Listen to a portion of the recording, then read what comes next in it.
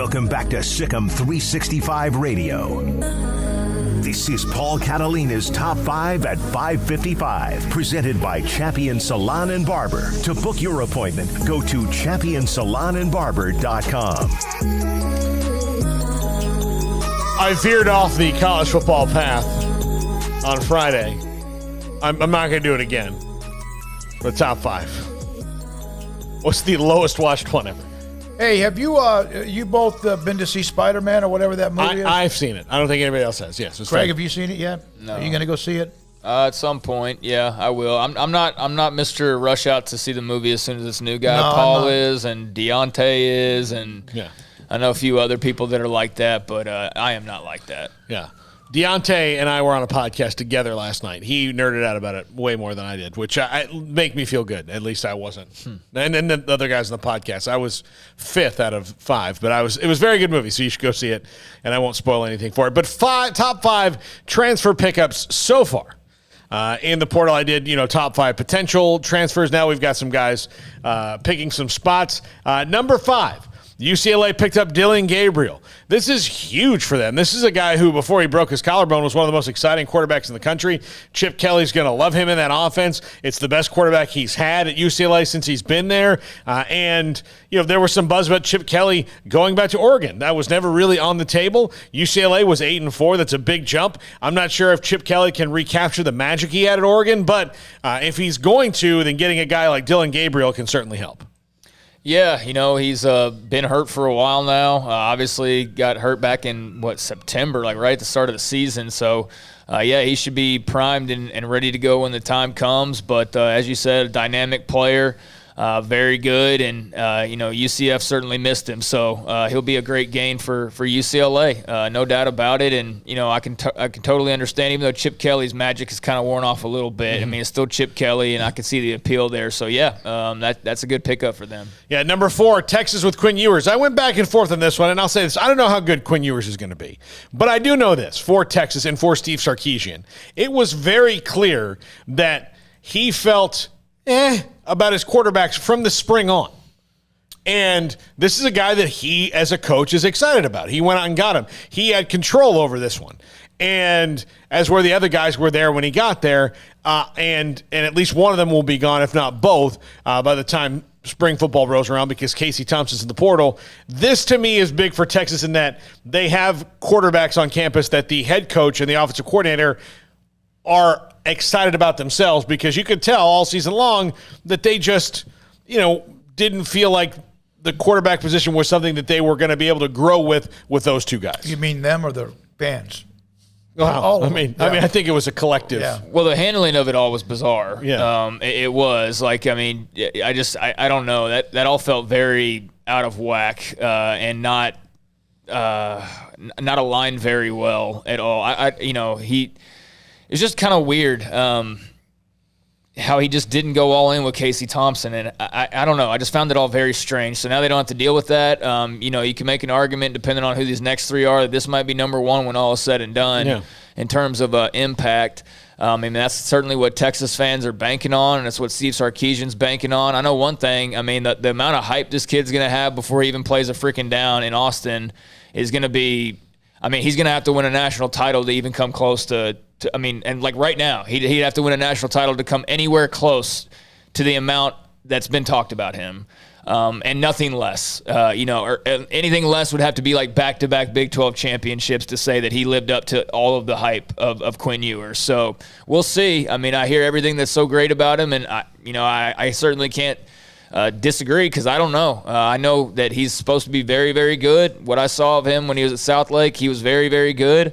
We will see, but that could end up being number 1 when all is said and done. Now they've had a few, but Garrett Gilbert was at a level that I would have wanted him, and it just never worked out, unfortunately. He had a year to soak under Colt McCoy, then the Alabama bowl game and all that, but man, he was supposed to be a continuation of what they had with Colt McCoy. He single-handedly wrecked Mac Brown's tenure because he didn't pan out. Mac Brown just said, whatever, on quarterback recruiting, we got Garrett Gilbert. And then Garrett Gilbert didn't work out, and they were totally screwed. And that's when everything started with the, recruit. That's when you really started to get that fever of he recruited RG3 as a DB, and he recruited, Manziel as a DB and all that stuff. That's when everything started going haywire with their quarterback. You said he single-handedly. You mean recruiting him and him committing to Texas because I don't think Garrett Gilbert did that on purpose. No, well, yeah, I mean, that's what I mean is that him being recruited and signing with Texas single-handedly derailed their quarterback recruiting. I mean, it did. If you look back on it, they haven't been the same since then. Well, and if you look at, I think Garrett Gilbert has been a cautionary tale for everybody,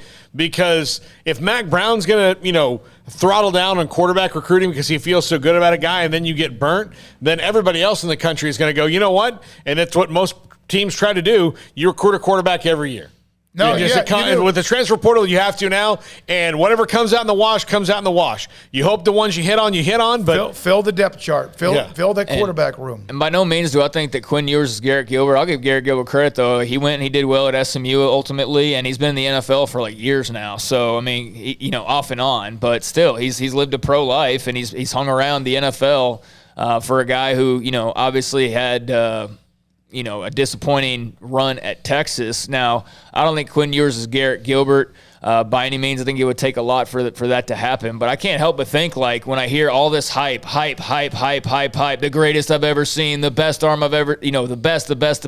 I can't help but think of, this kid's got to have something that he's not getting. I mean, it's been, perfect based on what we've heard. So, yeah, I'm ready to see it now. Yeah. Nobody hypes and sometimes overhypes the way Texas does, and it's because they have a machine. Now imagine what it's going to be like by the time the season rolls around. Yeah. The hype is going to be insane. Once they've seen him play in a spring game, geez. Yeah. Moses smelled the roses. It's over. Yeah. Number 3, Florida State picked up, this was just yesterday or today, Micah Pittman, wide receiver from Oregon. This is a guy who had a down year this year, admittedly, but that Oregon offense was kind of wonky. And the reason I put this on here is there's a bunch of guys like this where you have a need, a guy when you go get a transfer, you want to go get a guy who can start right away.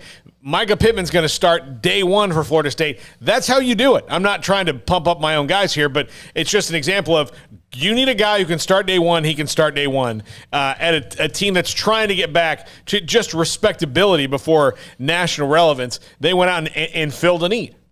I don't know anything about him. Yeah.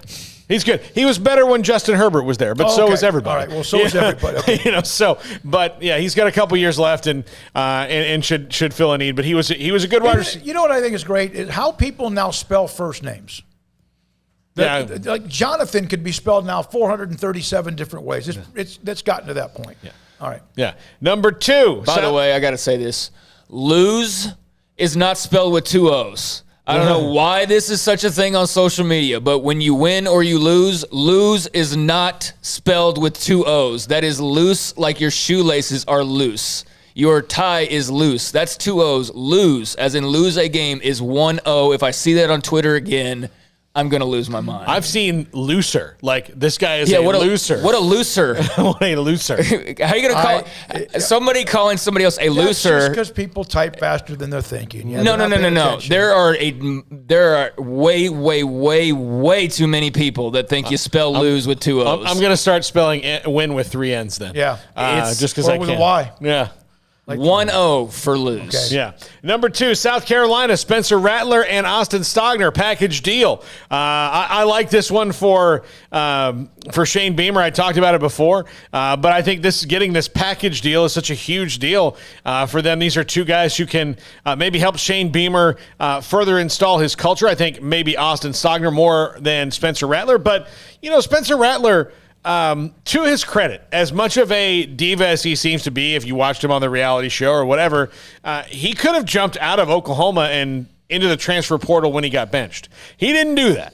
And so, to his credit, he stayed in and he stayed in the fire. And I think that is admirable. He's going to have some growing up to do, but the talent is there and everybody knows it. Yeah, I mean, he's a really talented guy, like you said. I don't know just how tough he is. I kind of question that sometimes, but he can go off and he's got a nice landing spot there. We'll get to go up against SEC teams on a weekly basis. So, as far as his NFL prospects go, what we don't know right now, we'll certainly know by the end of next year. I think it's, a big deal that Stogner's coming with him. That's a nice safety blanket to have, and plus Stogner's just a really good dynamic player. So, that was a really nice combo deal, and those Beamer OU ties are certainly coming in handy. But you talk about guys that are going to have a big target on their back and all that, that's going to be Spencer Rattler next year. Yeah, just like it was this year. Yeah, and number one, Alabama gets the best transfer every year anyway, so why shouldn't they get it this year? Eli Ricks, quarterback from LSU, was a 5-star recruit, played 1 year. His guy that he went to go play for left, so did he, and he went to go play for Nick Saban. They got Henry Cho this year from Tennessee. They went to LSU, their chief rival outside of Auburn, in the SEC West, and plucked their best recruit from a year before. Yeah, it's a really good pickup for Bama because they needed him. They needed that little extra amount of talent to really put them over the top. But no, I mean that's a tremendous pickup, and I just find it weird when guys stay in the same area and stay in the same division like they are in this case, or like Eli Ricks is in this case. I just find that so odd. But it is what it is in college football now. So, a tremendous pickup for Alabama. They just are number one in everything. And Nebraska just sits there on their ass, getting nobody. Well, so far, but there's lots of people. Somebody asked about it in the chat room. I was going to bring it up. And J.G. Neolardo, Gilbert had PTSD, baptism by fire at Texas. I thought, played as well as he could in the Alabama National Championship game. And then, of course, it just didn't work out. I do think that kind of set him off on the wrong trajectory, though, and it was a baptism by fire. It's like, hey, just come into the national championship game against Alabama and win it. Even, granted, that wasn't the same Alabama we talk about nowadays. That was the start of the Alabama that we talk about nowadays. But, that's always going to be one of those what-ifs for Texas fans, is if, what if McCoy doesn't get hurt, or is it McCoy, right? Yeah, McCoy doesn't get hurt. And Garrett Gilbert doesn't have to come in, but we'll never know. Garrett Gilbert's done nice for himself, though. I will say that he's done nice for himself. NFL note: Chris Godwin